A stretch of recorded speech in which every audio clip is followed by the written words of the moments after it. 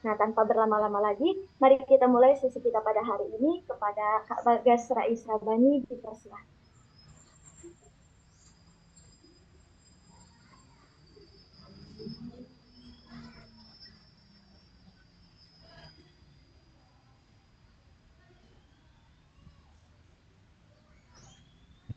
Cek cek, oke.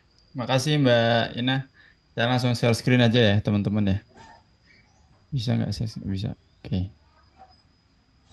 Oke. Salah.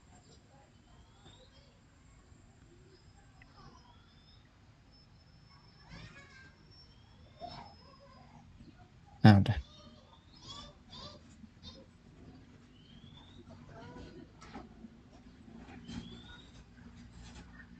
Udah kelihatan semuanya? Share screen-nya udah ya? Sudah terlihat, Kak? Oke. Mic-nya mute. Udah ya, udah on juga. Oke, kita langsung mulai aja mungkin karena waktunya mepet banget juga. Bismillahirrahmanirrahim. Assalamualaikum warahmatullahi wabarakatuh. Alhamdulillah, katsiran thayyiban barakan fihi kama yuhibbu rabbuna wa yarda. Wassalatu wassalamu ala nabiyyina Muhammad wa ala alihi wa ashabihi wa man tabi'ahum bi ihsan ila yaumiddin. Rabbi shrah li sadri wa yassir li amri wahlul 'uqdatam min lisani yafqahu qawli amma ba'd. Sebelumnya coba terus di kolom chat nih. Ini semuanya mahasiswa semester berapa? Siapa tahu ada donatur tetap mahasiswa semester 12. Coba terus di kolom chat. Atau ada yang nggak mahasiswa juga boleh tulis di kolom chat coba.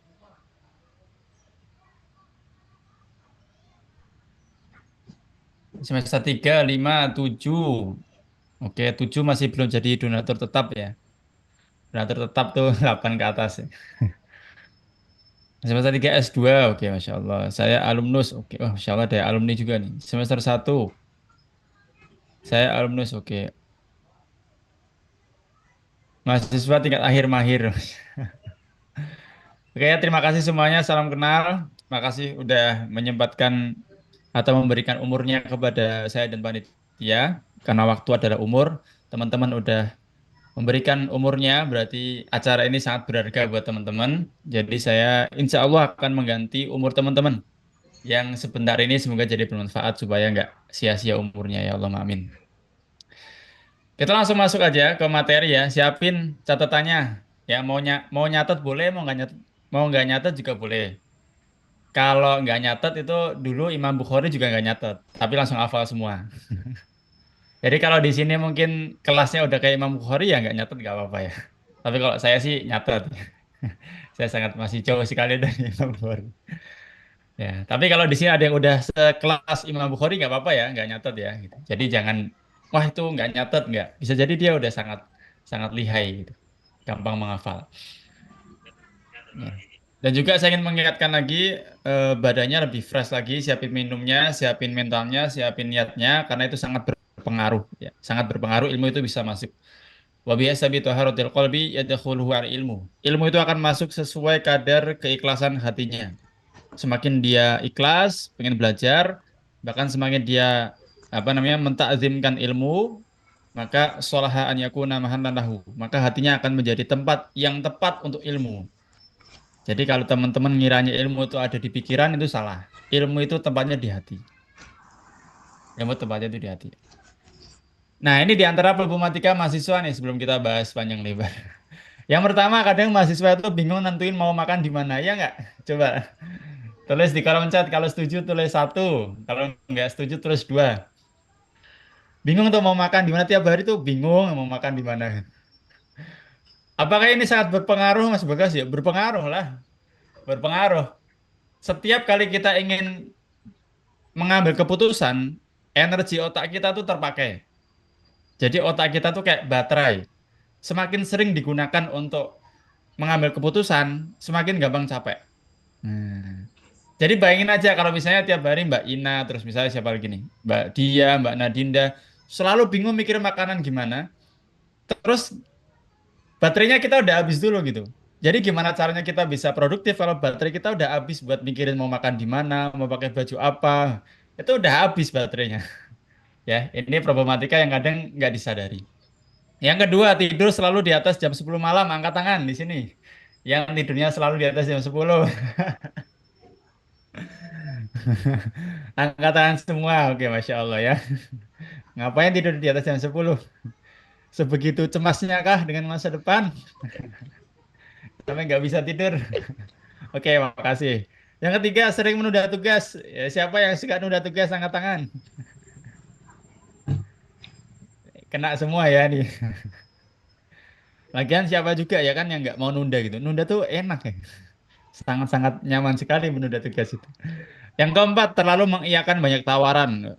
Disuruh nemenin A, iya. Disuruh nemenin B, iya. Disuruh diajak ke sana sini, iya.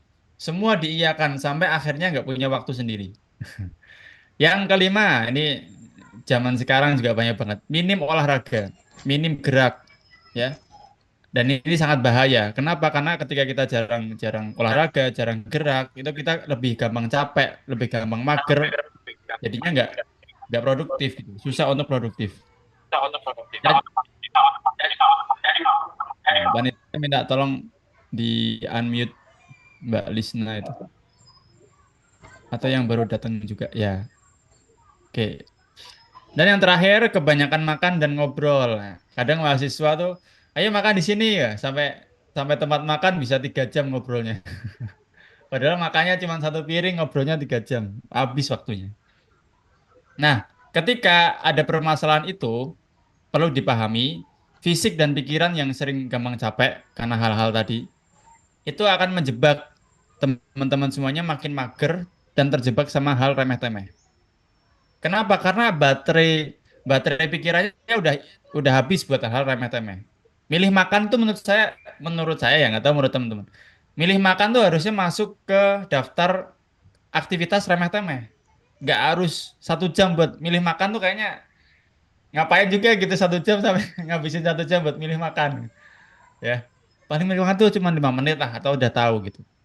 Nah, semakin fisiknya capek, semakin pikirannya capek, kita akan susah untuk berpikir secara produktif. Susah untuk menyelesaikan tugas-tugas yang berat. Kenapa? Karena udah capek duluan. Gitu. Ya, udah capek duluan. Nah, dan yang terakhir akhirnya semakin nggak produktif. Sebagian orang itu beranggapan bahwa produktif itu nggak tidur. Ya, sebentar saya izin angkat telepon sebentar ya. Orang tua saya telepon sebentar. Ya.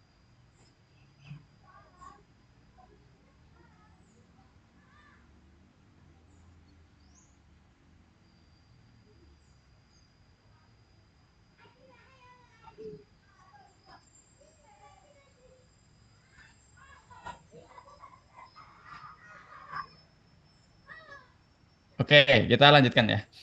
Sebagian orang itu merasa atau ngiranya bahwa produktif itu nggak tidur. Ya. Pokoknya semakin tidurnya malam semakin produktif katanya. Yang kedua, produktif itu seakan-akan terlalu banyak aktivitas. Dan yang ketiga, produktif itu seakan-akan hanya soal materialistis. Nah, ada yang ngerasa gini nggak? Sebagian orang tuh ngerasanya bagian yang kiri. Ya, semakin banyak aktivitas itu semakin produktif. Padahal yang lebih tepat, produktif itu yang kanan.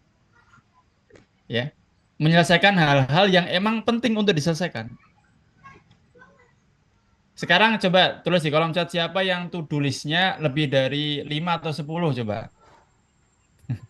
Yang pengen dilakuin sehari lebih dari 5 atau 10 coba tulis di kolom chat. Kalau ada tulis 10, kalau nggak ada tulis 50. Coba tulis. Yang pokoknya kalau bikin list, bikin to-do list tuh, panjang banget itu. Tapi nggak sedikit coba tulis di kolom chat. Ada nggak? Atau malah nggak punya to-do list ini. Jadi nggak tahu ngapain aja. 50, oke, 50.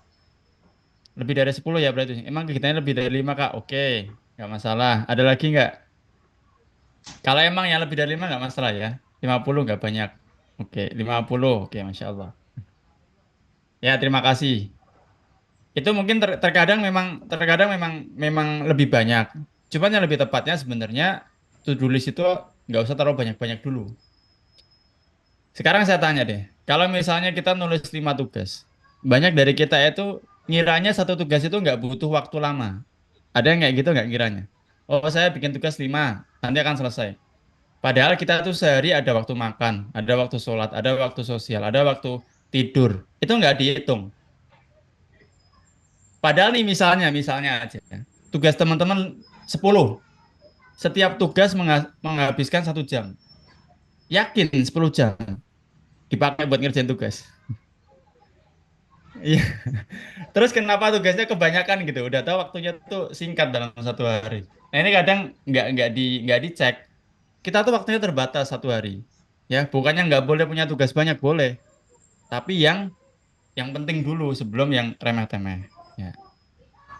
Salam kenal tadi udah sedikit dijelasin ya. Nama saya Bagas Rais Rabani. Alhamdulillah saat ini saya fokus membahas soal Muslim content creator, Islamic Self Development. Alhamdulillah saya diamanai juga sebagai imam masjid. Terus kesibukannya jadi seorang ayah, alhamdulillah, dan menulis. Saat ini udah ada 10, baru baru 10 ebook yang udah saya tulis dan ada 1 buku yang udah dicetak di Gramedia. Teman-teman kalau pengen kenal deket dengan saya, silakan baca buku-buku saya. Karena buku itu kartu nama terbaik. Kalau pengen tahu saya, baca buku saya aja.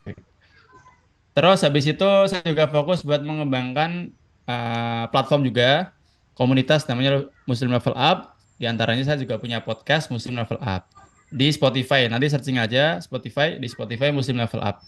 Udah ada sekitar 144 episode kalau nggak salah. Nanti silakan buat teman-teman apa dengerin gitu ya. Dan insya Allah juga mohon doanya insya Allah di Oktober ini rilis buku kedua saya membahas soal kekerasan, judulnya Restart. Yang pertama remake, yang kedua restart. Ya. Membahas soal saatnya menata pikiran dan berdamai dengan kecemasan. Di buku ini insya Allah akan membahas soal gimana supaya kita bisa lepas dari kecemasan. Ya. Cocok banget buat perempuan, buat laki-laki juga cocok. Ya. Itu aja mungkin sedikit pengenalannya. Masih fokus nggak teman-teman? Kalau masih fokus tulis 564,77. Kalau nggak fokus tulis 355,90.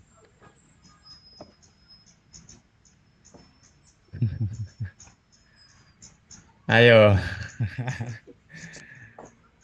564,77. Oke ya. Kalau yang nggak fokus saya yakin udah nggak bisa jawab. Oke, kita lanjutkan. Sebenarnya apa sih produktif, Mas Bagas? Produktif kalau kita ambil di KBBI aja deh, ya, yang disepakati sama kita semuanya. Produktif itu bersifat bersifat atau mampu menghasilkan, mendatangkan, ya, mampu menghasilkan terus dan dipakai secara terus untuk membentuk unsur-unsur baru. Intinya produktif itu menghasilkan sesuatu. Produktif itu menghasilkan sesuatu. Kalau mahasiswa, produktif itu apa? Tugasnya selesai. Produktif itu apa? Aktif di organisasi misalnya. Produktif itu apa? Misalnya tetap bisa menjalankan aktivitas sebagai seorang muslim dengan taat, ya. Produktif itu apa? Produktif itu punya waktu buat berbaur sama teman-temannya. Kan banyak tuh sekarang tuh udah pada nggak mau berbaur. Di era serba semua terhubung, tapi saya lihat banyak orang yang merasa sendiri ya, nggak tahu. Di era serba terhubung, tapi saya lihat banyak orang merasa sendiri. Kenapa? Karena udah nggak produktif lagi, nggak pernah berbaur, nggak pernah sharing, nggak pernah ngobrol, nggak pernah olahraga dan seterusnya. Nah, tapi kita sebagai seorang Muslim, produktif itu kan tadi kan produktif itu kan menghasilkan sesuatu. Nah, sesuatu di sini yang perlu kita perjelas. Orang Barat itu mengartikan sesuatu dengan materialistis, sesuatu yang terlihat, barang, duit, ya apalagi lah buku misalnya. Pokoknya sesuatu yang terlihat aja. Kalau Muslim menghasilkan sesuatu, sesuatu itu ya soal kebermanfaatan. Ya, khairunas anfa'uhum linnas. Sebaik-baik manusia adalah yang paling bermanfaat. Nah, dari sini jadi lebih kompleks ya kan. Mas kayaknya dia kok nggak aktif di organisasi. Bisa aja dia tetap produktif. Mungkin dia di rumahnya sibuk apa segala macamnya. Ya, dan lain sebagainya. Yang penting bermanfaat. Kuncinya adalah yang penting bermanfaat. Ada juga yang mendefinisikan produktif itu sebagai getting the right thing done in efficient way. Menyelesaikan sesuatu yang benar-benar seharusnya diselesaikan dengan cara yang lebih efisien. Nah, contohnya kalau mahasiswa apa sebagai menyelesaikan tugas misalnya. Ya. tugas yang benar-benar perlu diselesaikan dengan cara yang benar. Emangnya ada yang ngerjain tugas dengan cara yang nggak benar? Ada. Tugas yang harusnya bisa selesai 2 hari, ternyata harus selesai dengan 1 bulan. Nah, berarti kan ada sesuatu yang salah. Ini kan harusnya tugasnya remeh. Kenapa kok sampai sebulan? 50. Nah, ya, ini minta tolong di mute juga Mbak, Mbak Amalia Put. Oke. Sekarang saya tanya sama teman-teman, kenapa kita harus produktif? Coba tulis di kolom chat. Kenapa kita harus produktif? Ayo semangat, semangat, semangat. Hari hari libur nih buat sebagian orang. Kenapa kita harus produktif? Menghasilkan sesuatu yang bermanfaat. Kenapa?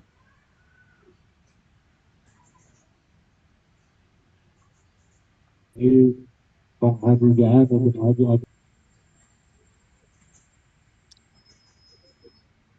Apa nih? Wah, Masya Allah.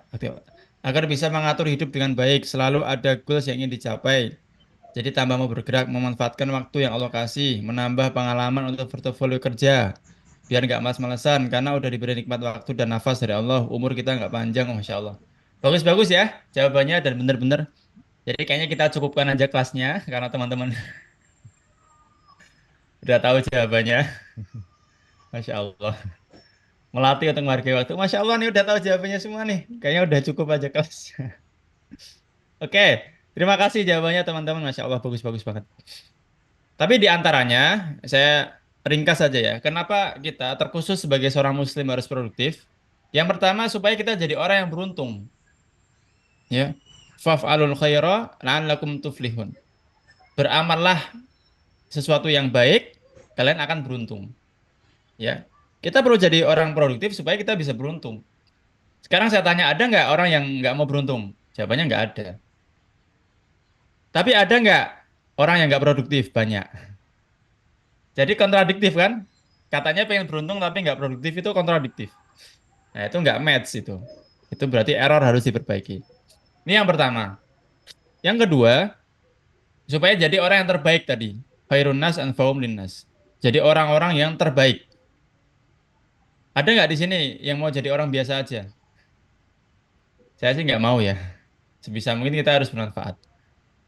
Ya. Dan yang ketiga, supaya semakin banyak tabungan amal soleh. Ya. Supaya semakin banyak tabungan amal soleh. Sebagaimana di Quran surat Al-Qari'ah. Fa'amma man saqulat mawazinuhu fahuwa fi 'aisyatir radiyah. Siapa yang tabungan amal solehnya lebih berat daripada dosanya, maka dia akan berada di surga. Jadi seorang muslim itu ketika ngomongin produktivitas adalah soal kebermanfaatan, soal menjadi orang yang berdampak, soal menjadi orang yang supaya lebih beruntung, ya lebih beruntung. Apa hubungannya sama mahasiswa, Mas Bagas? Sama aja. Mahasiswa kalau nilainya bagus beruntung nggak?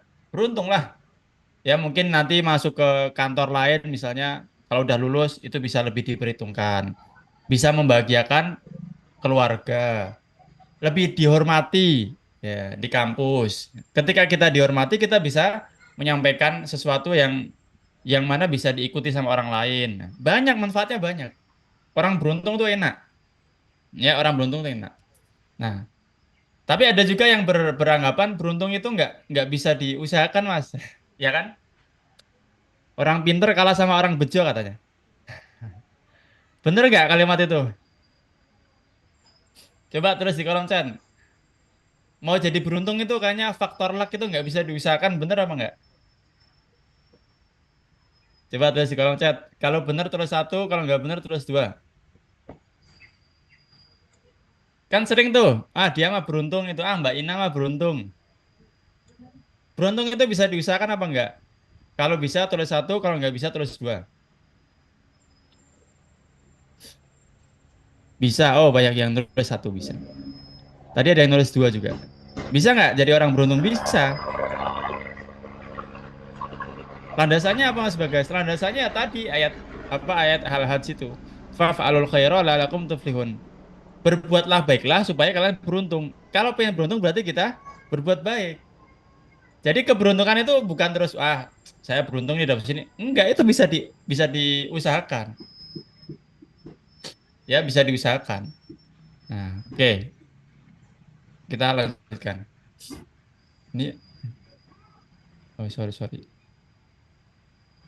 Sekarang kita masuk ke trik and tipsnya aja, karena ini banyak mahasiswa, kayaknya saya nggak terlalu banyak ngomongin materinya ya, ngomongin apa landasannya segala macamnya. Kita langsung ke prakteknya aja. Tips itu untuk lebih produktif. Udah ngantuk apa masih semangat? Kalau masih semangat tulis 987,33,5. Kalau udah nggak semangat tulis 125,66.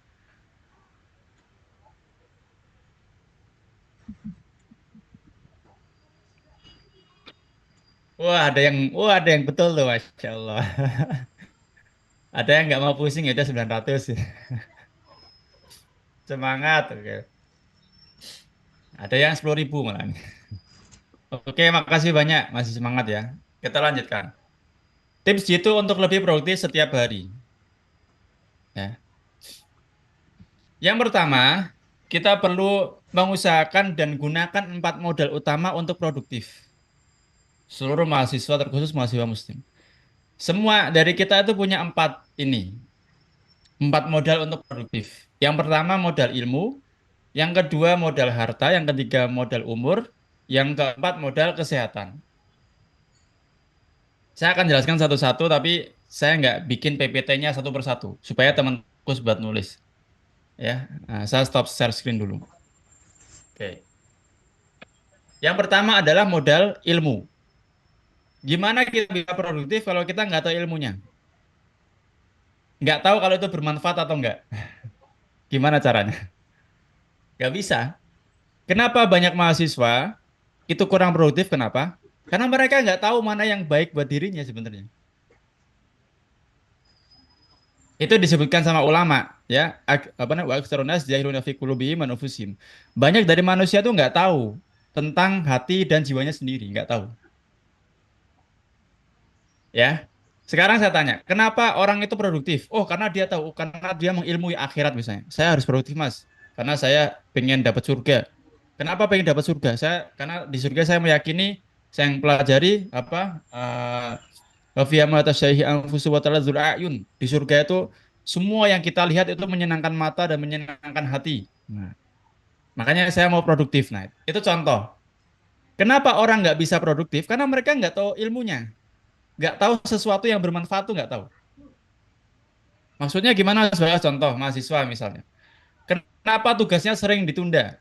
Karena nggak tahu ketika tugas itu nggak ditunda, nanti yang lainnya pada pada pusing, dia udah bisa jalan-jalan sebenarnya. Ya, dia bisa jalan pagi, dia bisa ketemu keluarganya, dia bisa coba kuliner enak. Itu manfaat, itu ilmu. Paham nggak sampai sini? Paham ya? Nah, ketika kita tahu ilmunya, ketika tahu sesuatu yang bermanfaat, kita akan produktif, akan berusaha mencari itu. Fitrahnya manusia itu akan mencari sesuatu yang dia sukai. Misalnya nih, misalnya di sini Mbak Ina misalnya, ada tugas, terus nggak ditunda tuh, ya tugasnya langsung selesai. Besok, misalnya hari Sabtunya pengen jalan pagi. Itu Mbak Ina bisa jalan pagi, teman-temannya nggak bisa. Karena teman-temannya pada nunda semua tuh harusnya jalan pagi, nikmati Car Free Day, jajan, nggak bisa. Kenapa? Karena banyak hal yang ditunda. Nah, itu maksud saya tentang ilmu. Kita perlu mengilmui dulu, teman-teman perlu ngerti. Kalau saya tugasnya selesai duluan, itu manfaatnya apa? Itu perlu ngerti. Nah, ya. Kalau saya nunda, itu dampak buruknya apa? Itu perlu ngerti juga. Itu ilmu. Itu modal ilmu. Paham ya? Ya. Jadi kalau kita sebagai seorang muslim nggak beramal soleh, berarti kurang ilmu soal akhirat. Kenapa nggak beramal soleh? Karena nggak tahu tentang surga. Kan gitu pasti. Ya. Kalau kita tahu tentang surga, kita pasti akan bersemangat lah. Di sana bisa makan sepuasnya. Ini sedikit saya kasih gambaran soal surga. Ya. Kulu washrobu hani'am bima kuntum ta'malun di antaranya. Makanlah dan minumlah dengan sesuka kalian.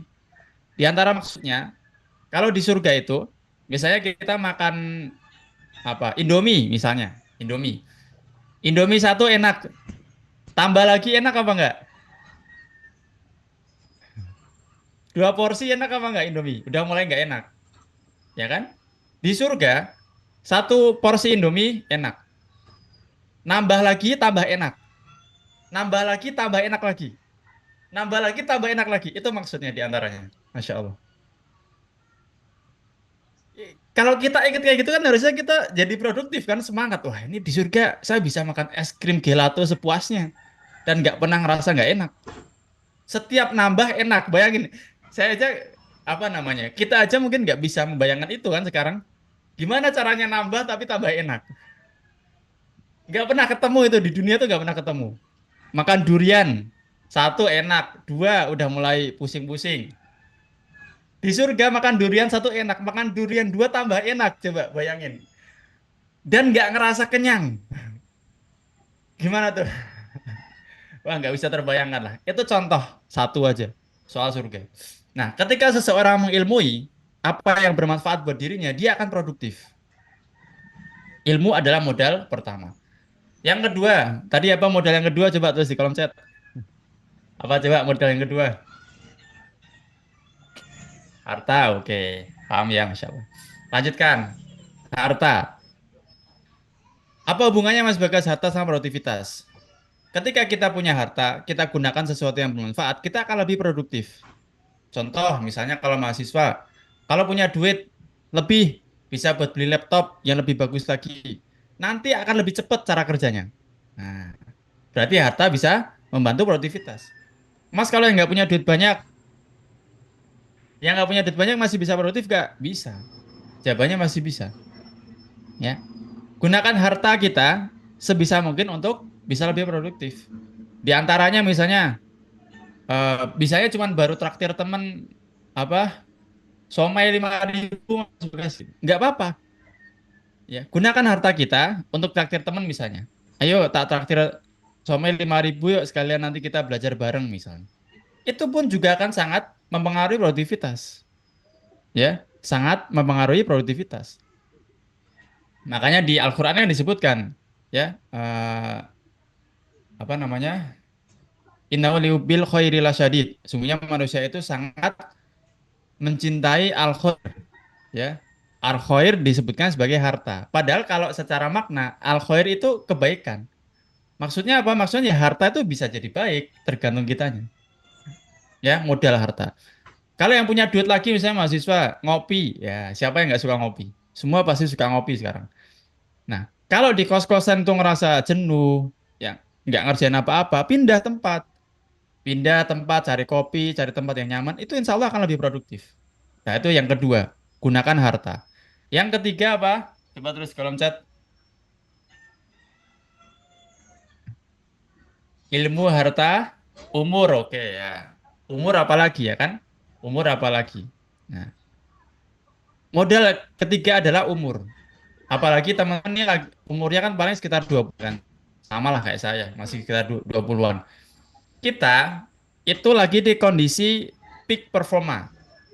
Tingkat performa yang paling tinggi itu umur saat muda. Ada yang tahu nggak umur pemuda itu kalau dalam Islam range-nya dari umur berapa sampai berapa? Coba angkat tangan, raise hand yang tahu. Saya kasih ibu. Ada yang tahu nggak umur umur masa muda yang disebutkan syabab itu umur berapa sampai berapa? Ya silakan Mas Abdullah. Bismillah. Ketika dia balik sampai 40 tahun. Ya Masya Allah, balik sampai 40 tahun. Oke, nanti DM saya kasih ibu. Ya, umur pemuda itu ketika balik sampai 40 tahun. Jadi kita tuh masih di kondisi peak performa. Dan ini umur yang paling panjang. Ya, umur yang paling panjang. Karena ketika nanti udah 40 ke atas, paling sekitar 20 tahunan lagi meninggal. Karena 60 tahunan kan, umat Rasulullah SAW. Ini umur yang paling panjang. Jadi kalau kita nggak menggunakan umur pemuda ini, wah, sangat-sangat rugi banget.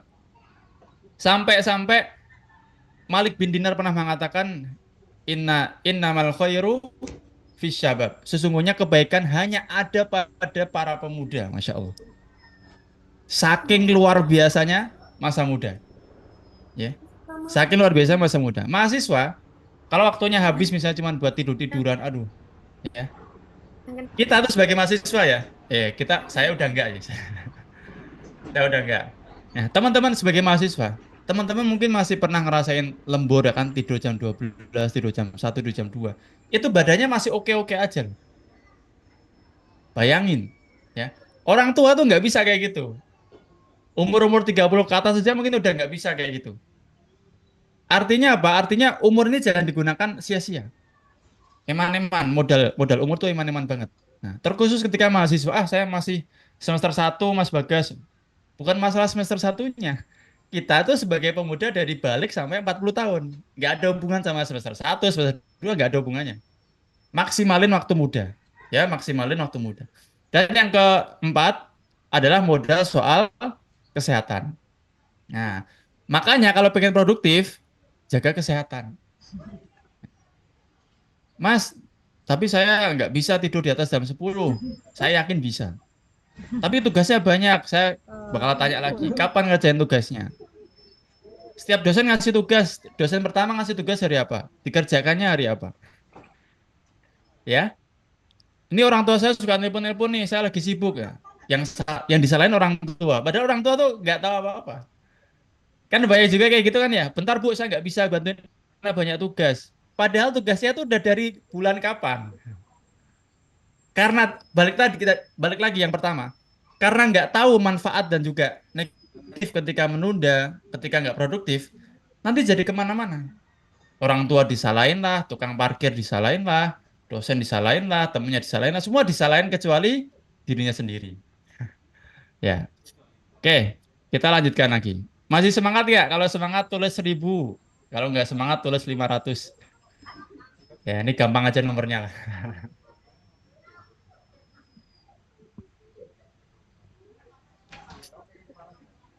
1000, oke, wah ada yang ngasih berapa juta itu.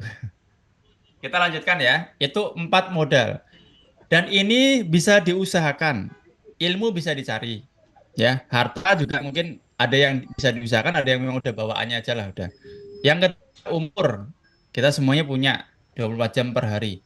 Yang keempat kesehatan, kesehatan bisa diusahakan, olahraga, ya, kemudian mungkin minum yang sehat, kurangin tuh es teh jumbo, banyakin es teh jumbo, banyakin apa lagi, boba, itu bikin gampang capek juga karena gula kan, gula, sugar crash kalau bahasa productivity itu. Semakin banyak gulanya, semakin dia gampang males. Nah, biasanya kayak gitu. Nah, itu tadi, modal tadi itu ada dalam sebuah hadis. Ya, sungguh apa? Seorang hamba itu dia akan pernah bergerak kakinya di hari kiamat hatta yus'ala an umrihi fi ma'afnah, sampai ditanya umurnya, kemudian dikemanakan, kemudian ilmunya fima fa'ala digunakan untuk apa, kemudian wa an malihi min aina iktasabahu wa fima anfaqahu, hartanya dari mana kemudian dikemanakan, dan yang terakhir kesehatannya, jismihi, ya jasadnya, fima ablak dihabiskan untuk apa. Bahkan ada hadis yang lainnya yang mirip-mirip soal apa namanya, syabab, ya. Syabab baka qabla haramika. Akan ditanya tentang masa mudanya sebelum masa tua. Masa muda disebut secara spesifik. Ya, karena saking luar biasanya. Yang kedua, supaya bisa lebih produktif, itu perlu menggabungkan antara kedua hal ini, efektif dan efisien.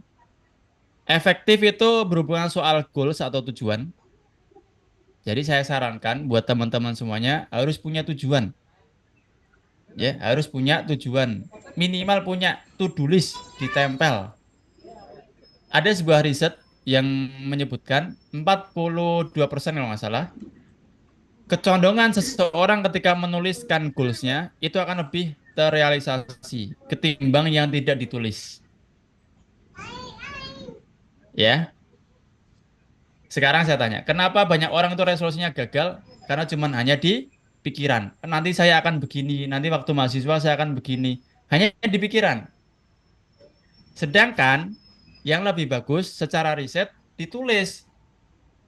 Bulan ini saya mau ini, ditulis. Bulan besok saya mau ngapain? Minggu ini saya mau menyelesaikan apa aja, ditulis. Mas, tapi saya nggak bisa serapi itu. Ya, nggak usah rapi-rapi, yang penting punya. Ya, nggak usah rapi-rapi, nggak usah pakai kalender, Google kan, aplikasi macam-macam. Ambil sticky note, tempel. Ya, sederhana. Zaman SD juga kita kan pernah ya kan ditempel jadwalnya di belakang lemari. Sesederhana itu akan sangat membantu. Efektif itu soal goals, harus punya pencapaian. Yang kedua soal efisien. Efisien itu soal waktu, tenaga, biaya, dan fokus. Contohnya misalnya, kalau ya, mahasiswa itu kan banyak ya, banyak banyak kelompokan-kelompokan. Nah, sebelum memulai tugas kelompok, buat dulu aturannya.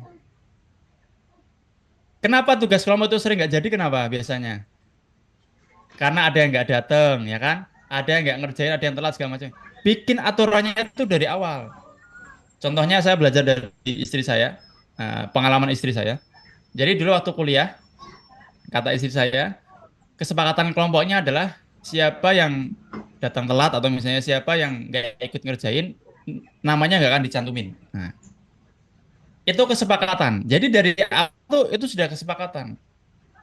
Itulah efisien. Ya, kalau sering nunggu sana sini, ya nunggu temennya segala macamnya, nanti kita juga ikut habis waktunya.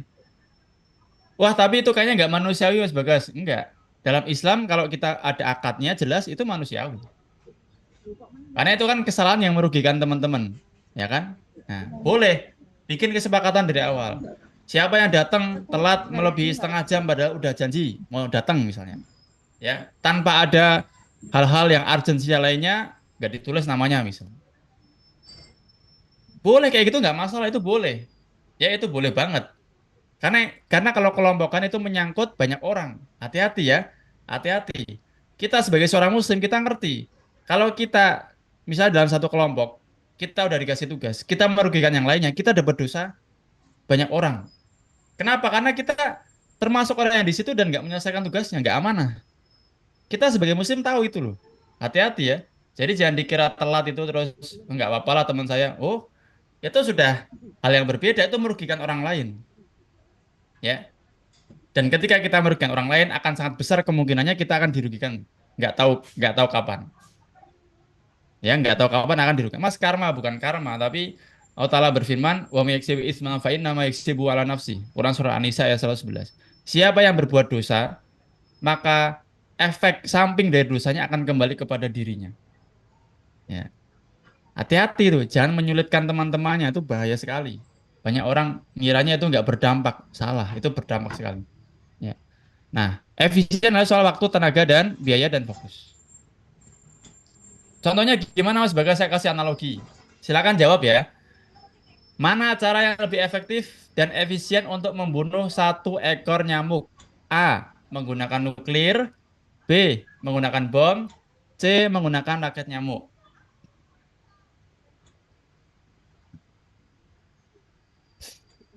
Dosa yang menyulitkan mahasiswanya gimana? Ya tetap dapat dosa.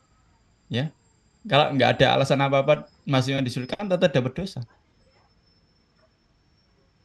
Raket nyamuk, oke raket nyamuk. Raket nyamuk.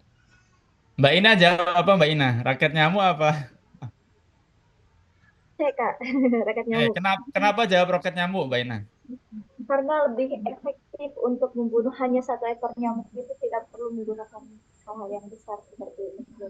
Oke, Masya Allah. Terima kasih. Nah, satu ekor nyamuk itu saya analogikan sebagai tugas kuliah. Ya. Terkadang ada tugas yang sebenarnya nggak perlu banget pakai nuklir nyelesainya. Sampai lembur-lembur, sampai padahal tuh nggak harus gitu. Paham ya? Kadang ada tugas yang nggak harus sampai lembur-lembur. Ngapain lembur-lembur? Berarti ada yang salah. Terlalu apa? Terlalu besar usahanya, terlalu besar energinya, terlalu besar tenaganya, dan seterusnya. Contohnya apa Mas Bagas? Contohnya PPT. Betapa banyak orang bikin PPT lembur-lembur. Dibikin bagus, ada transisinya macam-macam. Tanya dosennya deh, itu bernilai apa enggak Pak? Gitu. Saya bikin PPT bagus banget, bernilai apa enggak? Kadang orang bikin PPT panjang lebar sampai lembur-lembur sampai ngantuk, besok suruh presentasi malah nggak tahu isinya. Berarti dia sedang membunuh satu ekor nyamuk dengan nuklir. Paham nggak sampai sini? Ya, paham. Harusnya ngerti lah ya. Nah, sama juga tugas-tugas itu ada yang nggak harus se-effort itu. Ada tugas yang sederhana, ada yang tugas yang cuman pakai raket nyamuk aja bisa selesai.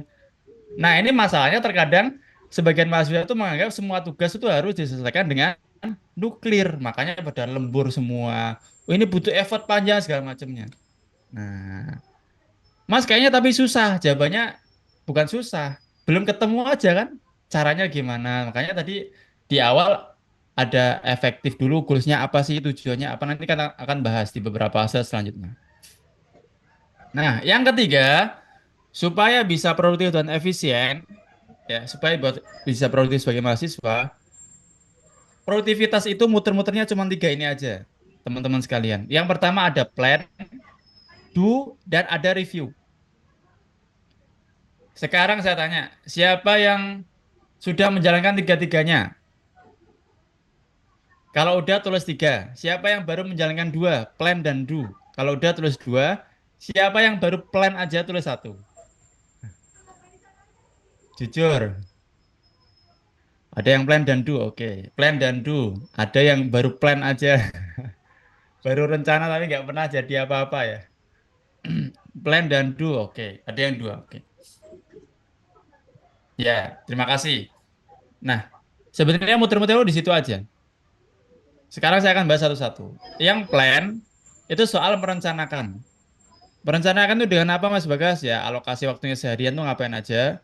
Gunain kalender, Google Calendar atau gunain coret-coretan dan seterusnya. Saran saya, di bagian pertama plan, sebisa mungkin ditulis semua kegiatannya. 1 minggu atau 2 hari lah, boleh 1 hari. Dari bangun tidur sampai tidur lagi ngapain? Dari bangun tidur sampai tidur lagi ngapain aja? Mas, saya nggak bisa. Saya nggak terbiasa seperti itu. Kebiasaan bisa diubah. Saya memang orangnya nggak bisa pakai plan, Mas. Itu cuma namanya males. Ya, akhlak itu bisa diubah apa nggak? Coba tulis di kolom chat. Bisa nggak? Ah, bisa nggak? Akhlak bisa diubah nggak? Bisa. Yakin? Oke ya, yakin ya. Akhlak bisa diubah ya. Oke. Berarti besok-besok yang ngomong bisa diubah. Jangan lagi bilang memang saya orangnya kayak gini. Berarti nggak bisa diterima. Kalau telat, maaf ya. Memang saya orangnya kayak gini. Bisa diterima nggak berarti? Nggak bisa. Ini teman-teman udah jawab sendiri loh ya. Akhlak itu bisa diubah? Bisa. Berarti besok-besok kalau ada ketemu maaf ya, saya suka marah-marah. Emang saya orangnya kayak gini. Bisa diterima nggak? Nggak bisa. Iya memang nggak bisa. Kenapa? Karena akhlak itu bisa diubah. Sekarang saya tanya lagi teman-teman, bikin bikin apa namanya, latihan bikin tugas seharian, ya, bikin tugas harian. Saya nggak bisa Mas bikin tugas harian. Bisa diterima nggak? Nggak bisa lah. Bisa. Sekarang tinggal ambil kertas kan, tinggal latihan. Nah, ya. Nah, hati-hati ini, banyak banyak orang bilang emang kita sifatnya kayak gini, tapi buat ngeles. Nggak bisa seperti itu, nggak bisa. Kalau kalau kalau akhlak itu nggak bisa diubah, ngapain ada kelas ini coba? Saya tanya. Ngapain kita belajar produktivitas kalau kalau kegiatannya nggak bisa diubah, kebiasaannya bisa diubah? Ngapain ada kelas ini?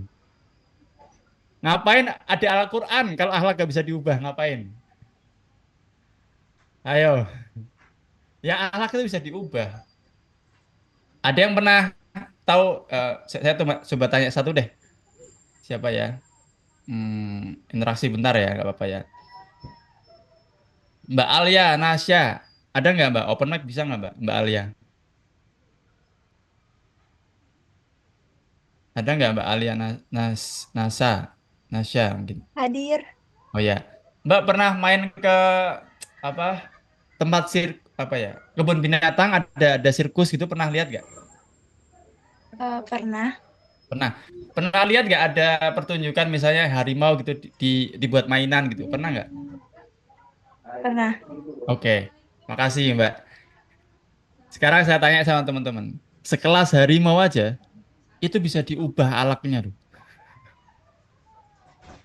Ya, Harimau loh ya, binatang buas loh ya, bisa buat mainan. Kira-kira balik lagi logis nggak ada orang bilang saya nggak bisa diubah alaknya.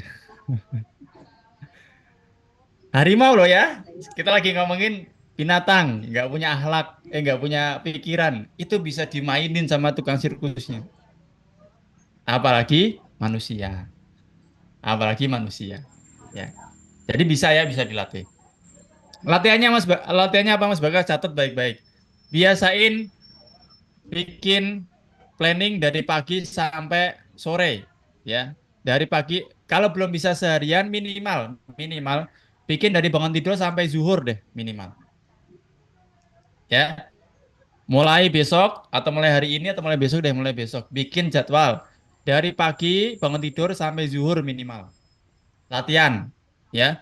Kira-kira mau ngapain aja? Saya yakin produktivitasnya akan meningkat drastis. Wah, kemarin juga. Kenapa orang itu nggak bisa menghasilkan sesuatu? Karena mereka nggak punya rencana untuk menghasilkan sesuatu. Itu yang pertama ya, soal plan. Direncanakan. Kapan waktu terbaik untuk merencanakan? Di antaranya adalah malam hari. Kenapa malam hari, Mas Bagas? Karena yang sudah saya bahas di awal, supaya ketika pagi hari, Enak banget. energi otak kita nggak habis buat bikin rencana. Nah, Itu lagi. kan tadi saya bilang, setiap kali kita mengambil keputusan, membuat keputusan, itu akan mengambil baterai otak kita. Kalau pagi-pagi baterainya udah habis cuman buat bikin jadwal, nggak sampai zuhur teman-teman udah ngantuk, udah capek, dan seterusnya. Jadi yang lebih baik adalah di malam hari. Mas, malam harinya kapan? Terserah. Di antara yang bisa digunakan adalah waktu maghrib. Kenapa waktu maghrib, Mas Bagas? Karena kita, sebagaimana kata Hasan Al-Basri, kita hanya kumpulan hari-hari. Dalam Islam, hari itu selesai di maghrib. Berarti mulai hari, kalau secara teori Islam, berarti mulainya dari maghrib, bukan dari subuh. Nah, makanya bikin jadwalnya dari maghrib. Malam saya mau ngapain? Malam saya mau tidur jam berapa? Ya, mulai jadwalnya dari maghrib. Karena itu waktu waktu umur kita udah habis sehari. Waktunya muhasabah dan juga waktunya mereview. Ya. Yang kedua, itu tadi ya soal soal plan ya, biasakan. Yang kedua adalah melakukan. Gimana caranya supaya tugas-tugas teman-teman yang direncanakan benar-benar bisa terrealisasi. Yang pertama gunakan teknik Pomodoro. Ada yang pernah dengar nggak? Kalau pernah tulis satu, kalau belum tulis dua.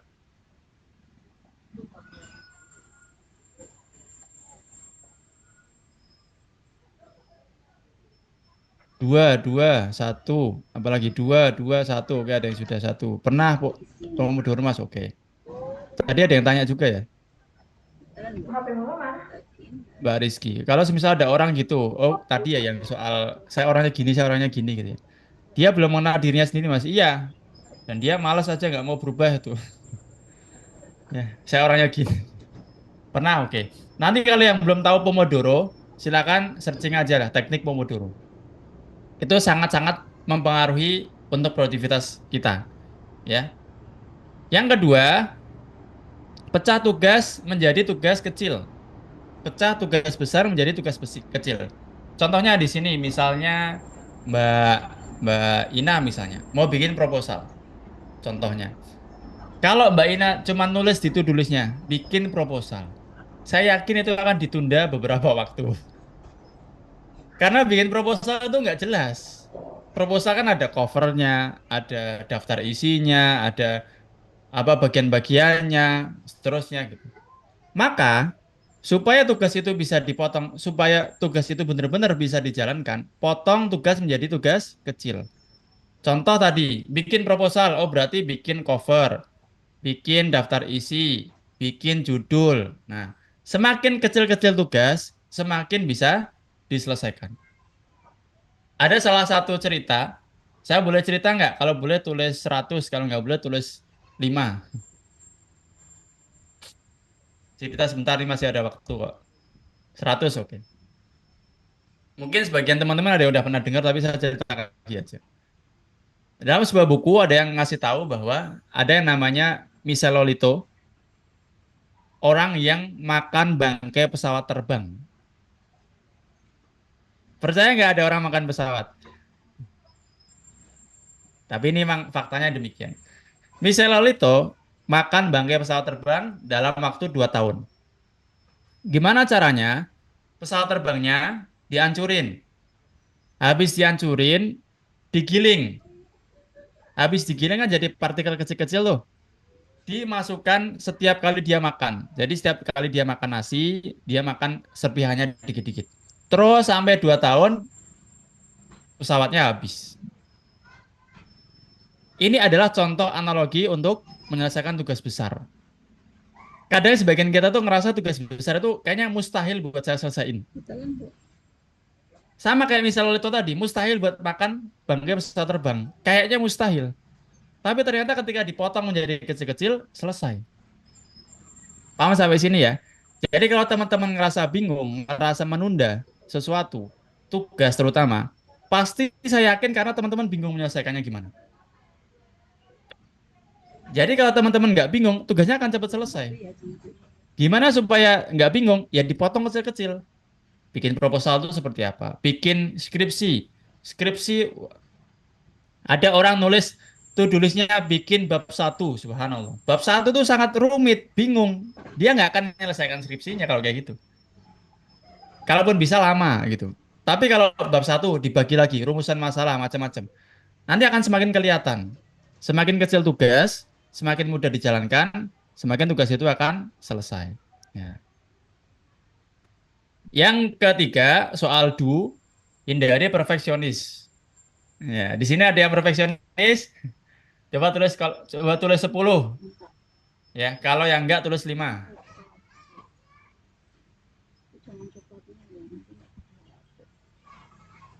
Waduh, ada banyak sekali perfeksionis. Saya mau kasih trik and tips supaya bisa mengatasi perfeksionis, mau nggak kira-kira? Kalau mau tulis 1 juta, kalau nggak mau tulis 100.000. 1 juta. Oke. Cara gampang untuk mengatasi perfeksionis. Saya kasih 2 tips saja lah. Saya kasih 2 tips. Siap catat nih ya. Ya catat ya. Yang pertama, supaya menghindari perfeksionis apa? Supaya menghindari perfeksionis, minta feedback dari orang lain.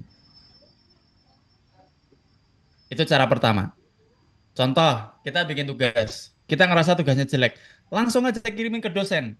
Pak, kalau kayak gini gimana? Oh, ada kurangnya begini, begini, begini. Oh, ini udah bagus ya, sudah selesai. Contoh lain misalnya, ya, ada tugas sama kelompok atau macam-macamnya. Kalau ngerasa tugasnya jelek terus, minta feedback. Kalau menurut kamu tugas ini gimana punya aku? Udah bagus kok. Desainnya udah bagus, tulisannya udah rapi. Oh, ini kurang. Kelihatan. Tapi kalau nggak pernah minta feedback, saya yakin itu akan terus gitu muter-muter di situ kayak oh kayak tugas saya kayaknya kurang. Semakin kurang, semakin nggak jelas, semakin akhirnya nggak selesai. Ya, itu cara menghindari perfeksionis. Di antaranya, Mas Bakal cuma ngomong doang nggak pengalaman. Saya waktu bikin tugas akhir itu setiap kali selesai selesai bab yang disampaikan sama dosen saya langsung kasih ke dosen saya. Saya ngerasa masih banyak yang kurang, nggak masalah. Kan nanti kan setelah datang kan malah dicoretin, oh ini kurang, ini. Kan malah cepet selesainya gitu. Ngapain ketimbang kita mikirin sendiri, padahal kan menyesuaikan dosen juga gitu. Ya, itu cara cara yang paling jitu. Ah, Mas Bayu cuma ngomong doang nggak? Saya pernah ada pengalaman lagi satu. Saya pernah bikin, termasuk juga ketika nulis buku. Termasuk juga ketika nulis buku. Ini saya kan masuk buku kedua ya atas izin Allah. Di buku kedua ini, saya udah cerita di grup ya. Di buku kedua ini saya juga ngerasa masih banyak hal yang perlu saya masukin lagi. Tapi saya tanya sama editornya, Mbak, gimana menurut Mbak buku kedua ini? Kemudian kata editornya yang lagi ngedit, jujur Mas saya lebih ngerasa nyaman buku kedua ini ketimbang buku yang pertama. Ya udah habis itu selesai. Berarti perfeksionis saya bisa bisa saya minimalisir dengan minta feedback dari orang lain. Ya itu cara yang paling gampang. Dan yang kedua, cara untuk menghindari perfeksionis dalam berpikir seterusnya, gunakan pulpen dan kertas. Gunakan pulpen dan kertas untuk berpikir. Mas, saya pengennya langsung di laptop. Sekarang saya tanya, di laptop itu ada ganti font, ada ganti ukuran font, ada ganti warna font. Seakan-akan membuat kita jadi orang yang perfeksionis. Jadi kalau mau mikir itu biasanya juga mikir dengan tangan, coret-coret gitu. Itu akan mengurangi jiwa perfeksionis. Ya nggak? Betapa banyak orang mau bikin artikel apa-apa atau proposal segala macamnya. Waktunya habis cuman buat ngurusin format. Ya, formatnya harus begini, begini. Fontnya ukurannya begini, begini. Warnanya. Milih font sampai 1 jam. Subhanallah. Ya, jadi itu dua hal aja supaya kita bisa mengatasi perfeksionis. Ya, semoga menjadi. Sebenarnya masih banyak, tapi saya kasih dua aja. Yang ketiga, untuk benar-benar menyelesaikan tugas, gunakan sticky note. Ya, kalau yang nyaman dengan aplikasi silahkan. Tapi kalau yang terdistraksi dengan aplikasi, gunakan sticky note. Itu sangat membantu. Sesuatu yang terlihat akan lebih cenderung dikerjakan. Ya, ketimbang yang cuma di kepala aja. Dan yang ketiga, review. Ya, supaya kita lebih produktif, kita perlu mereview. Contohnya misalnya di sini ada Mbak coba ada misalnya Mbak Sabrina dan Mbak Puspo misalnya. Misalnya Mbak Sabrina nih, Mbak Sabrina Adelia. Udah bikin planning, kemudian udah berusaha menjalankan dunia gitu ya. Tapi kalau nggak pernah direview, cara-caranya akan kayak gitu terus. Ya, satu tugas akan selesai sama seminggu, satu tugas selesai seminggu, satu tugas selesai seminggu. Perlu sekali-kali mereview. Bisa nggak satu tugas selesai dengan 2 hari? Nah, itu review. Ya, itu review. Mbak Ina nih mungkin sebagai mahasiswa apa tadi berprestasi juga atau apa ya? Saya tadi lihat sedikit. Misalnya tuh bikin tugas, bikin proposal, bikin apalah literasi macam-macam gitu. Pasti ada momen di mana karena udah bisa jadi kayak gitu terus. Ya udah, saya udah bisa kok ini seminggu seminggu. Sekali-kali mikir bisa nggak? Ini saya selesaikan lebih cepat gitu. Itulah review, ya. Bisa nggak saya selesaikan ini lebih cepat? Bisa nggak tugas ini saya selesaiin dengan nilai yang lebih bagus lagi? Bisa nggak sepekan ini saya punya waktu ya olahraga yang lebih banyak lagi? Misalnya. Bisa nggak sepekan ini saya tidurnya nggak usah jam 10? Itulah review, ya.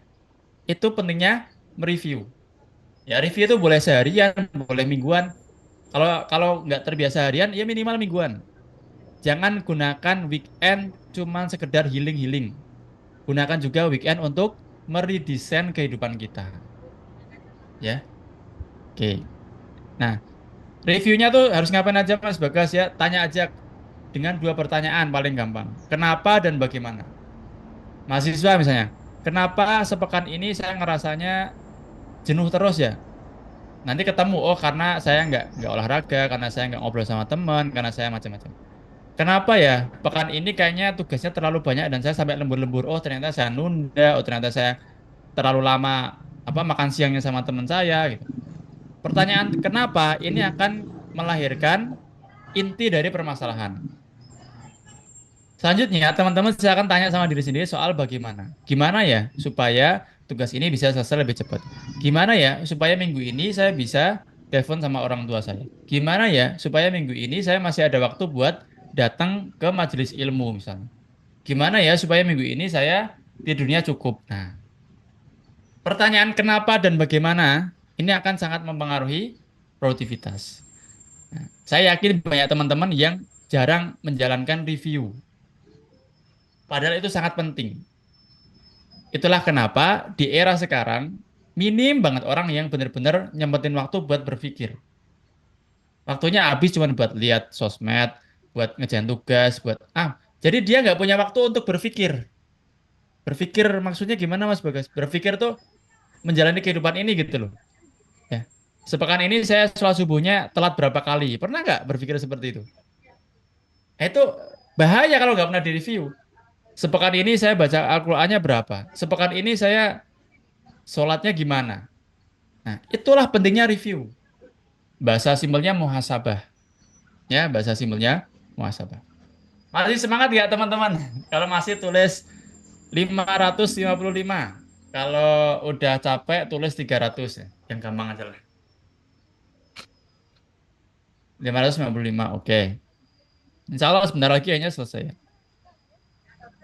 Nah, ini soal soal soal penundaan ya. Saya bawakan sedikit ada satu kalimat ya. At-taswif jundun min junudi iblis. Azimun ya, apa iblis yang sangat besar zalama khada'abihi. Seringkali iblis itu mengelabui manusia menggunakannya. Hati-hati dengan taswif. Jadi sikap menunda-nunda itu bahkan disebutkan salah satu tentara iblis yang paling besar ya. Apalagi sampai nunda sholat, nunda beramal soleh, macam-macam gitu ya. Bahaya, ya bahaya. Karena penundaan itu biasanya akan sangat sangat masuk akal. Mas, saya nunda, ya, saya bisanya ngerjain sesuatu itu Hamin satu. Karena ketika Hamin satu itu apa idenya cemerlang, Mas. Banyak yang kayak gitu ya, ngerasa kayak gitu ya. Saya kasih bantahan di sini. Ya, buat teman-teman yang masih punya mindset seperti itu, saya kasih bukan bantahan, tapi saya kasih sedikit penjelasan. Kalaupun, bentar ya, saya stop screen. Kalaupun Hamin satu itu bisa nyelesain tugas, tapi yang pertama, nggak akan ada waktu buat revisi. Karena fokusnya pasti cuma selesai, ya kan? Dan ketika nggak pernah ada waktu buat merevisi, apalagi menelaah ulang apa tugas-tugasnya, nilainya bakal jelek. Dan ketika nilainya jelek terus-menerus, lama-kelamaan, kualitas hidupnya jadi rendah. Kenapa? Karena terbiasa menunda. Ya. Jadi kalau Hamin satu itu bisa selesai, ya bisa aja. Tapi seadanya. Ditambah lagi, akan banyak waktu yang dikorbankan. Ya kan? Misalnya nih, misalnya di sini ada Mas Dery misalnya. Mas Dery bikin apa? Nunda Hamin satu. Hamin satu baru mau ngerjain tugasnya. Karena waktunya dalam satu hari itu untuk menyelesaikan satu tugas, karena menunda, berarti tugas yang lain-lainnya akan ditelantarkan. Itulah kenapa banyak orang akhirnya nggak punya waktu buat buat apa namanya, buat ketemu sama keluarga. Nanti alasannya apa? Saya lagi ada tugas. Padahal itu temu keluarganya itu udah dari kapan dijadwalin, ya kan? Nanti malah kadang sebagian ada yang nggak pernah ketemu keluarganya. Kenapa? Di antaranya karena menunda tugas. Kenapa nggak ada waktu buat datang ke kajian ilmu? Wah, saya sibuk Mas Bagas, nggak bisa, nggak ada waktu buat ngaji. Memangnya yang ngaji itu orang nganggur semua? Ya enggak, ya. Yang di masjid itu bukan orang nganggur juga, sama aja. Paham sampai sini ya? Untuk teman-teman yang suka SKS, saya kasih pemahaman. Iya bisa selesai, tapi seadanya. Mengorbankan waktu-waktu yang lainnya. Ya, bahkan sampai mengorbankan waktu makan, waktu minum, ya, dan seterusnya. Wah, iman-iman lah. Kesehatannya rusak karena SKS terus. Hati-hati. Sholat subuhnya selalu telat. Bagaimana kita mau dapat keberkahan kalau waktu paginya kita udah nggak pernah dapat? Susah, susah. Susah ya, susah kayak gitu susah. Kita perlu mengusahakannya. Karena Rasulullah SAW bersabda, Barik li ummati fi bukuriha. Berkahilah umatku di waktu paginya. Kalau waktu paginya udah telat terus, gimana kita dapat keberkahan itu gitu? Susah ya. Berusaha untuk bisa bisa menghidupkan waktu pagi dengan nggak SKS. Saya juga pernah merasakan SKS, makanya saya cerita seperti ini. Ternyata banyak hal-hal yang merugikan ternyata akhirnya gitu. Kalaupun bisa jadi ya banyak yang rugi juga, banyak hal yang hilang. Lanjut ya, dikit lagi selesai. Ya. Ada salah seorang yang bijak mengatakan kehidupan yang tidak pernah direview adalah kehidupan yang tidak layak untuk dijalani. Masya Allah. Bagus ya. Nah, nggak pernah direview bagaimana apa komunikasi kita sama orang tua, nggak pernah direview. Nggak pernah direview bagaimana kondisi kita sama teman-teman kita, nggak pernah direview. Nggak pernah direview bagaimana kita menjalani ibadah kita, sholat lima waktu kita, nggak pernah direview. Aduh, iman-iman. Perlu waktu untuk mereview. Ya. Dengan kalimat kenapa dan bagaimana. Oke. Yang terakhir, ini yang terakhir ya, untuk bisa lebih produktif, yaitu dengan manajemen hati. Nggak cuma soal manajemen waktu, tapi juga manajemen hati. Dalam sebuah hadis kan disebutkan ya kan, eh, apa namanya? Kalau sebuah jasad itu bagus, sholahat jasadu kulluhu, maka semuanya akan bagus. Wa idza fasadat jasadu kulluhu ala wa hiya qalb. Ketahuilah, segumpal daging itu adalah hati. Ya, kalau hatinya bagus, cara berpikirnya juga bagus. Tangannya akan bisa menghasilkan sesuatu, bisa produktif. Matanya akan digunakan untuk melihat hal-hal yang bagus. Jadi kalau hatinya bagus akan produktif. Hatinya bagus akan produktif. Dan ketenangan itu murni pemberian dari Allah. Wa waladzi anzala sakinata fi qulubil mu'minin. Dialah yang telah menurunkan ketenangan itu ke dalam hati orang-orang yang beriman. Ini jadi jawaban ya buat mahasiswa. Kalau yang lagi stres, terus ketemu temennya, jadi bahagia, iya bisa. Tapi nggak jangka panjang. Ya kan? Kalau lagi stres, nonton film, iya bisa. Bisa hilang stresnya, tapi nggak jangka panjang.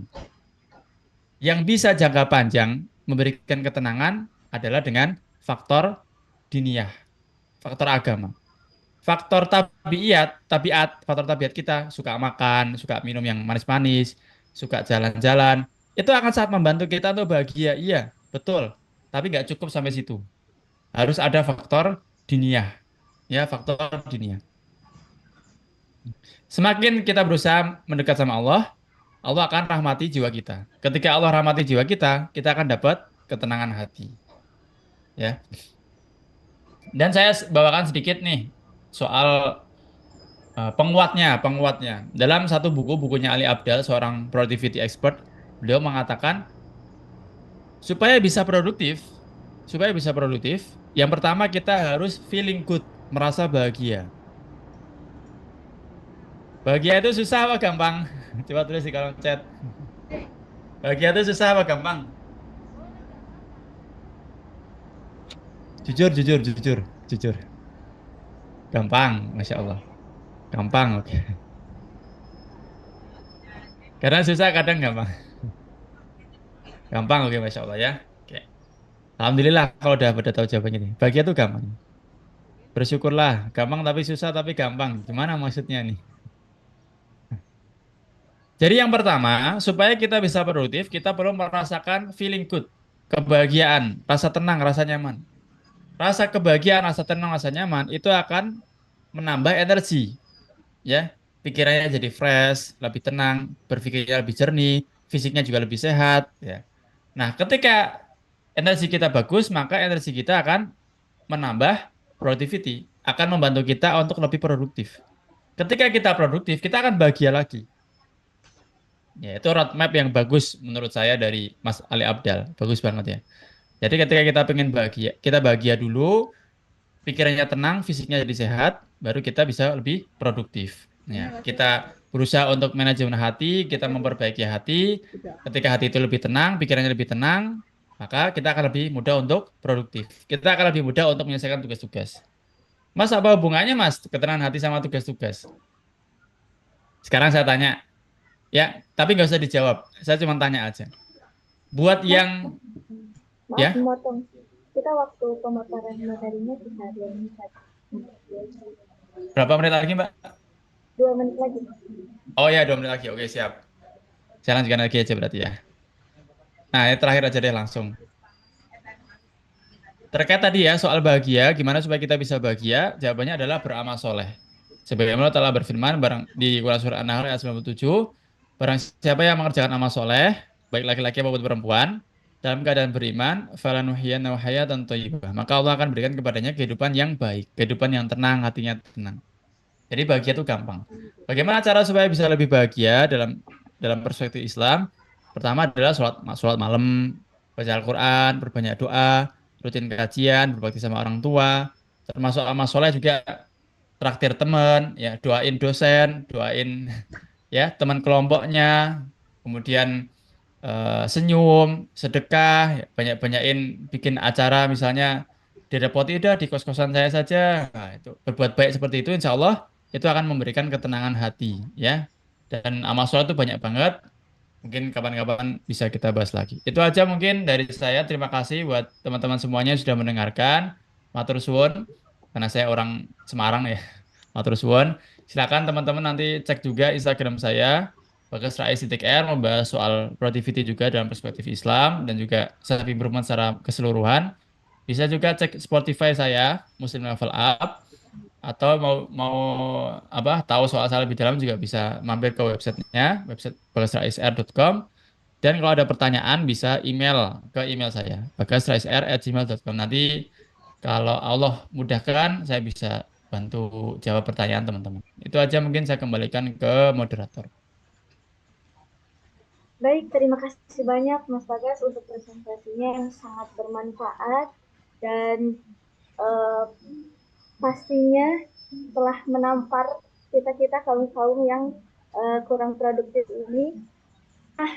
Teman-teman semuanya, dari pemaparan yang sudah dibahas mulai dari konsep produktivitas dalam Islam, terus tips-tips produktivitas bagaimana, mulai dari cara mengelola modal awal kita dari ilmu, harta, terus umur, kesehatan, dan lainnya. Yang kedua adalah penggabungan antara efisien dan efektif. Yang ketiga adalah membuat plan, do, dan review. Dan yang keempat kita ada manajemen hati, dan yang kelima kita harus bahagia ya. Dari pemaparan-pemaparan tersebut, untuk teman-teman yang ingin bertanya, akan raise hand minimal 3 orang dan maksimal 5 orang.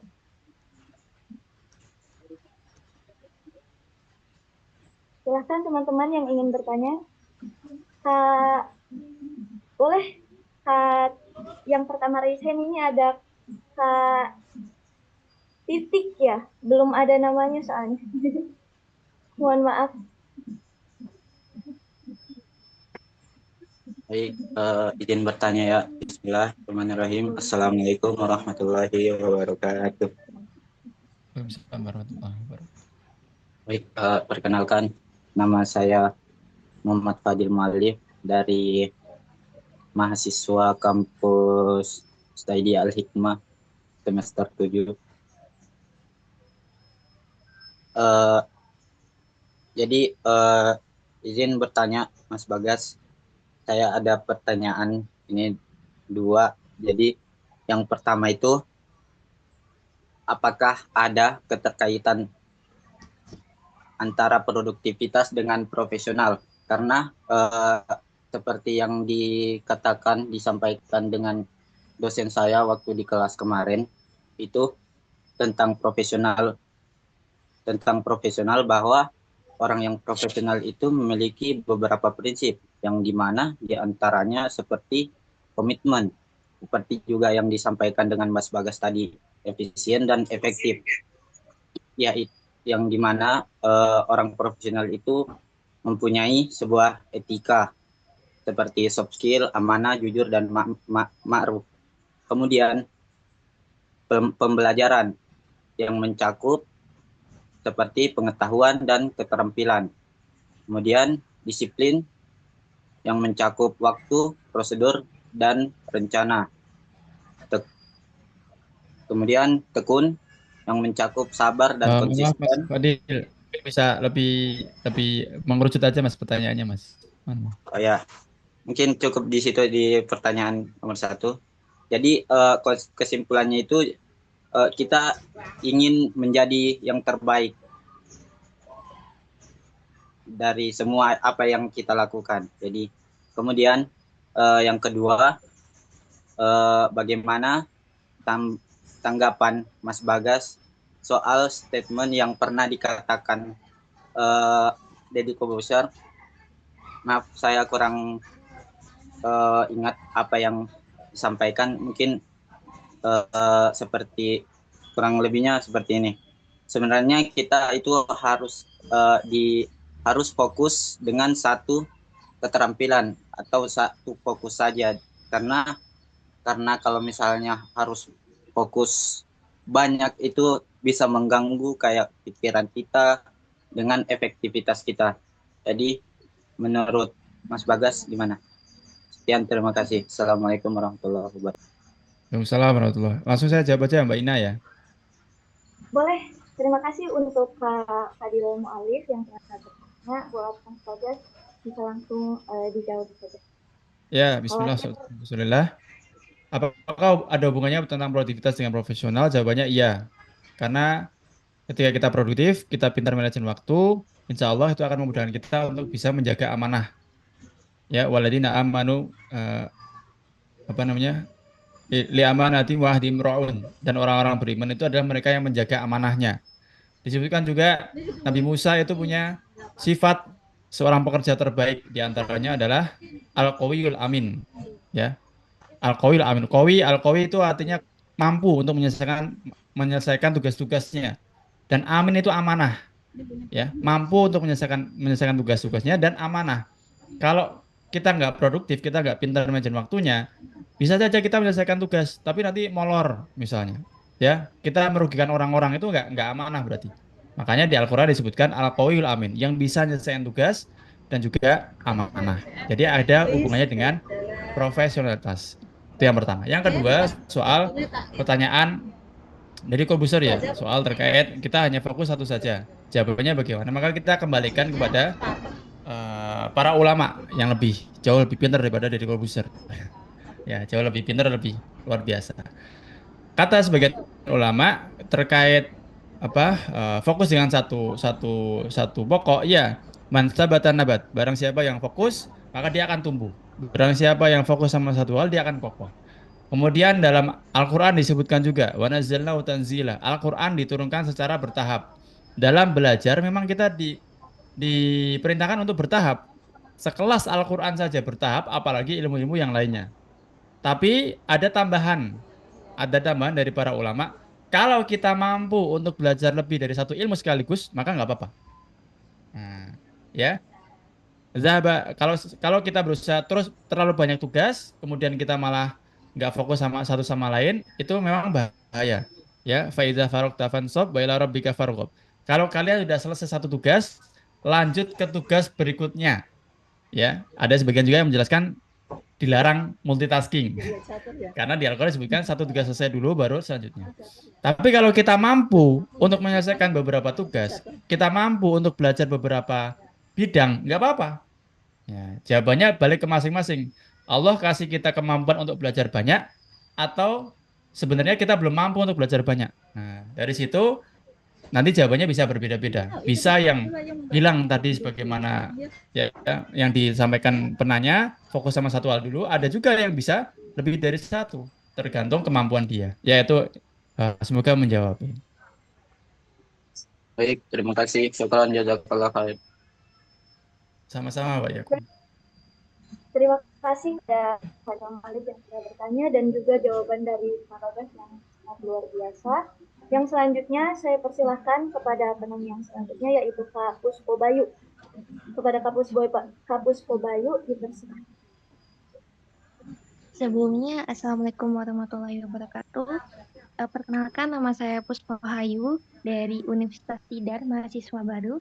Kak, izin bertanya, saya ini kan masih mahasiswa baru ya, jadi tuh kayak masih dalam masa reinkarnasi, masa awal gitu. Kita tuh kadang terlalu banyak tugas atau acara, terus udah bikin plan nih, kayak gini. Nah, saking banyaknya tugas tuh, kita tuh jadi kayak males. Terus kalau enggak, pas waktu kita lagi udah ada tugas, itu tuh kayak ada notif dari Instagram, terus jadi kayak teralihkan nih, Kak. Nah, gimana sih kalau menurut Kak Bagas, kita tuh benar-benar bisa fokus sama tujuan kita? Terima kasih, Kak. Ya, sama-sama, Masya Allah. Semoga dimudahkan ya. Tidar tuh mana? Magelang ya? Masalah ya? Bener, Kak. Magelang. Oh, iya, Masya Allah. Ya, bismillah, alhamdulillah. Terlalu banyak yang dituliskan, terlalu banyak itu tulis, tapi malah bikin stres. Yang pertama, perlu dipertanyakan lagi. Tadi, ya, apakah yang kita tulis, apakah tulis yang kita tuliskan sebenarnya sesuatu yang bermanfaat atau enggak? Atau yang bernilai atau enggak? Itu diantaranya, ya, kita perlu mengerti mana yang prioritas, mana yang enggak. Itu berarti soal prioritas apa enggak. Gimana caranya Mas tahu prioritas apa enggak? Yang pertama, apakah tugas itu atau sesuatu itu, atau kegiatan itu akan memberikan dampak yang cukup besar dalam hidup kita. Yang kedua, cek di akhir hari. Cek ketika akhir hari. Apakah kita di akhir hari itu ngerasa puas, ngerasa senang, atau malah ngerasa terlalu kecapean, overwhelmed dan seterusnya. Ya. Karena banyak tugas, banyak plan, belum tentu untuk bikin orang itu jadi bahagia. Tergantung apa yang dijadwalkan. Terus kalau terkait baru mahasiswa baru Mas Bagas banyak aktivitas, maka itu ranahnya adalah soal eh, kebiasaan dulu ya kan? Karena ada perubahan. Di antara perubahan yang paling detail untuk para mahasiswa adalah punya fleksibilitas waktu. Nah, biasanya kan disuruh orang tua, disuruh dosen, disuruh guru segala macam. Sekarang teman-teman punya fleksibilitas waktu yang lebih luar biasa. Nah, itulah kenapa perlu dilatih. Jadi nggak apa-apa, ikutin aja dulu. Tapi tadi sambil berusaha untuk punya planning-planning. Dan jangan terlalu banyak. Saran saya jangan terlalu banyak.